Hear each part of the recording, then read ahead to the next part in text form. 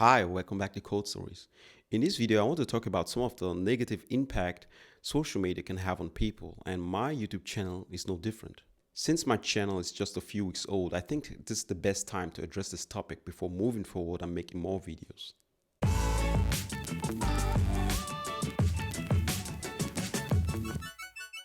Within the past 2 weeks, I experienced two things that made me wanted to make this video as soon as possible.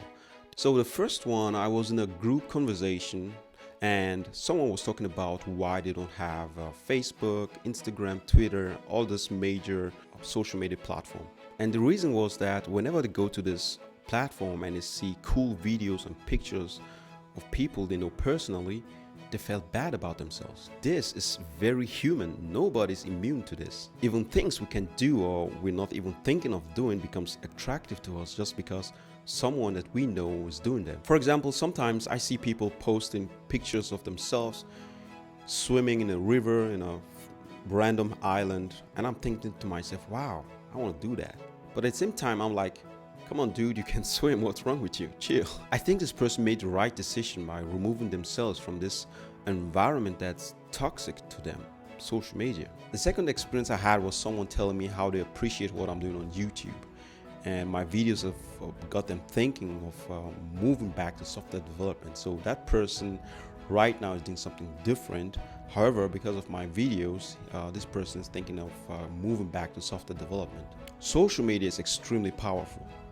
I already mentioned in my previous videos that watching people on YouTube talking about how they became software developers, self-taught software developers, had a huge impact even till this day on my journey on becoming a software developer myself. What I'm trying to say is that I don't want my video, my content to make you feel or think that you should or you must be in tech or you must become a software developer. I definitely don't want my videos to make you feel sorry, guilty, sad, or maybe left behind. Do what needs to be done to pay your bills, to take care of your family, to take care of yourself and the people around you. If you enjoy what you're doing, it's legal and you're not breaking the law, go for it. My move to software development was risky. The stories with a happy end are very catchy and entertaining. The truth is, there are many people out there who tried something similar after watching someone on YouTube telling them they should come to tech, they will earn a lot of money, home office, blah blah blah. Unfortunately, these people failed. Maybe staring at a computer screen all day for years might not be something for you.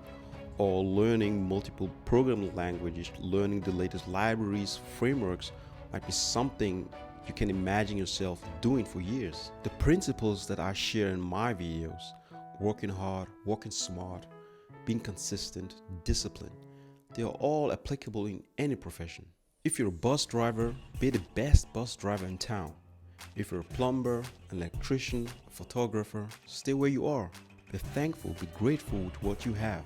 Don't skip college just because of someone talking about how they became a self-taught software developer. I do not want you to make silly, hasty, or ill-considered decisions. However, if you've made up your mind, you've done your research, counted cost, calculated the risk, and you want to do something tech-related, go for it and subscribe to my channel. I love you guys. God bless. The second experience I had was someone telling me how they appreciate what I'm doing on YouTube, and some of my videos